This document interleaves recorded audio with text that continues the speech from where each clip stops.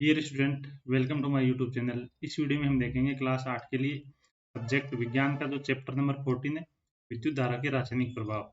इस चैप्टर के complete question answer इस वीडियो में देखेंगे, तो आप वीडियो को स्किप बिल्कुल भी ना करें और चैनल को सब्सक्राइब कर लें, बिकॉज इस तरह की वीडियो आपको इस चैनल पर लगातार मिलती रहती है। प्रत्येक विषय के जो वीडियो जब आपको इस चैनल पर मिल जाएंगी तो आप चैनल को सब्सक्राइब कर लें। साथ में PDF अगर आपको चाहिए आंसर शीट की, तो आप स्क्रीन पर दिए गए नंबर पर संपर्क कर सकते हैं। देखिए, पहला प्रश्न दिया गया है, रिक्त स्थानों की पूर्ति कीजिए। विद्युत चालन करने वाले अधिकांश द्रव अम्ल, क्षार और लवण के विलयन होते हैं। यानी जो विलयन होता है उसमें अम्ल होगा, क्षार होगा या लवण होगा, तो उस विलयन में विद्युत का चालन है वो आसानी से हो जाएगा। इसी विलयन में विद्युत धारा प्रवाहित होने पर रासायनिक प्रभाव उत्पन्न होता है। यदि कॉपर सल्फेट विलयन में विद्युत धारा प्रवाहित की जाए तो कॉपर बैटरी के ऋण टर्मिनल यानी माइनस वाला जो टर्मिनल होता है उस संयोजित प्लेट पर निक्षेपित होता है। विद्युत धारा द्वारा किसी पदार्थ पर वांछित धातु की परत निक्षेपित करने की प्रक्रिया को हम विद्युत लेपन कहते हैं। यहाँ देखते हैं क्वेश्चन नंबर 2। जब किसी संपृक्षित्र के स्वतंत्र सिरों को किसी विलयन में डुबोते हैं तो चुंबकीय सुई विक्षेपित होती है। ऐसा होने की आप क्या व्याख्या कर सकते हैं? तो इसकी व्याख्या ये होगी कि जब किसी संपृक्षित्र के स्वतंत्र सिरों को किसी विलयन में डुबोते हैं तो विलयन में विद्युत धारा प्रवाहित होने के कारण चुंबकीय सुई विक्षेपित होती है। तो जो विलयन होगा वो अम्लीय, क्षारीय या लवणीय, तीनों में से कोई भी हो सकता है। तीसरा क्वेश्चन है, ऐसे 3 द्रवों के नाम लिखिए जिनका परीक्षण चित्र के अनुसार दर्शाए अनुसार करने पर चुंबकीय सुई विक्षेपित होती है। तो 3 द्रव कौन से हो जाएंगे? या तो अम्लीय होगा, या क्षारीय होगा, या लवणीय होगा।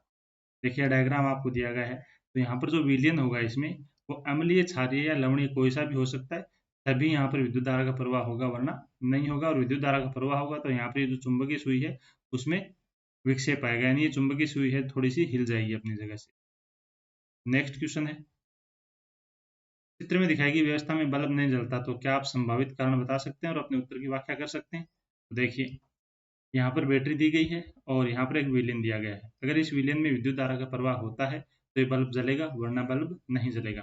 तो जब कोई द्रव्य विद्युत धारा को अपने में से प्रवाहित नहीं होने देता तो संपृक्षित्र का परिपथ पूरा नहीं होता और बल्ब दीप्त नहीं होता। यदि परिपथ में विद्युत धारा दुर्बल है तो तंतु पर्याप्त गर्म न होने के कारण भी बल्ब है वो दीप्त नहीं होगा। तो इसके संभावित कारण ये होंगे, या तो इस द्रव्य में जो विद्युत धारा का प्रवाह वो नहीं हो रहा, या फिर बल्ब भी खराब हो सकता है, उस स्थिति में बल्ब नहीं जलेगा। नेक्स्ट है, 2 द्रवों ए और बी के विद्युत चालन की जांच करने के लिए एक संपृक्षित्र का प्रयोग किया गया। यह देखा गया कि संपृक्षित्र का बल्ब द्रव ए के लिए चमकीला दीप्त होता है और बल्ब बी के लिए धीमा दीप्त होता है। तो इसका मतलब क्या होता है? तो इसका मतलब ये होता है कि द्रव जो ए है उसमें विद्युत धारा का प्रवाह ज़्यादा होगा और बल्ब द्रव बी में विद्युत धारा का प्रवाह है वो कम होगा। तो यहाँ पर हम लिखेंगे द्रव ए द्रव बी से अच्छा चालक है, इसलिए द्रव ए अच्छा चालक होने की वजह से बल्ब है वो ज़्यादा चमकीला दीप्त होगा। नेक्स्ट है, क्या शुद्ध जल विद्युत का चालन करता है? यदि नहीं तो इसे चालन बनाने के लिए हम क्या कर सकते हैं?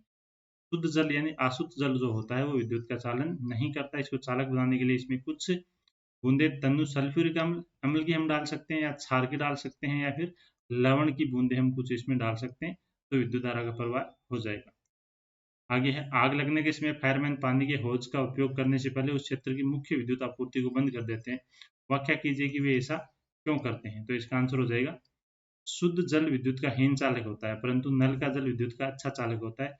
विद्युत के झटके से बचने के लिए फायरमैन पानी के होज का उपयोग करने से पहले मुख्य विद्युत आपूर्ति बंद कर देते हैं।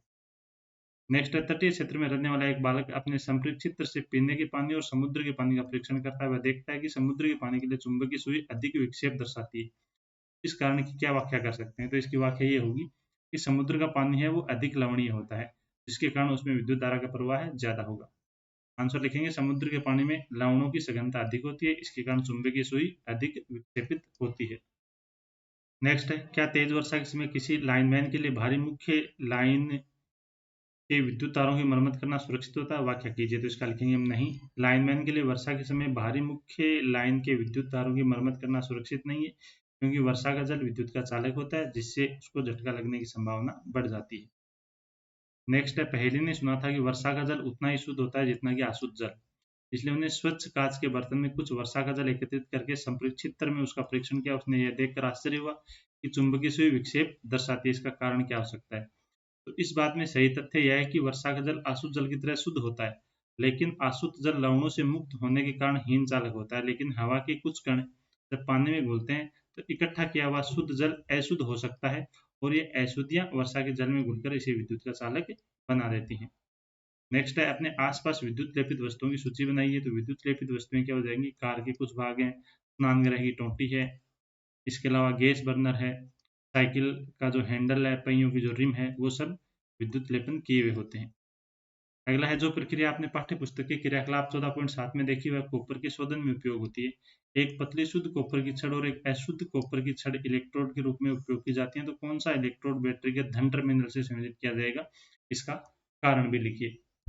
तो इसका कारण ये हो जाएगा, जब कॉपर सल्फेट विलयन में विद्युत धारा प्रवाहित की जाती है तो कॉपर सल्फेट कॉपर और सल्फेट में नियोजित हो जाता है। स्वतंत्र कॉपर बैटरी के ऋण टर्मिनल से संयोजित इलेक्ट्रोड की ओर आकर्षित होता है और उस पर निक्षेपित हो जाता है। इसलिए अशुद्ध कॉपर की छड़ को हम धन टर्मिनल के साथ संयोजित करते हैं, क्योंकि यही धन टर्मिनल पर जुड़ा शुद्ध कॉपर इलेक्ट्रोड के विलयन में कॉपर की आपूर्ति करता रहता है। तो डियर स्टूडेंट, ये थे आपके इस चैप्टर के कंप्लीट क्वेश्चन आंसर जो इस वीडियो में हमने देखे। बाकी आपको वीडियो कैसा लगा आप कमेंट करके जरूर बताएं और चैनल को भी सब्सक्राइब अवश्य कर लें। मिलते हैं अगले वीडियो में दूसरे चैप्टर के क्वेश्चन आंसर के साथ। तब तक के लिए धन्यवाद।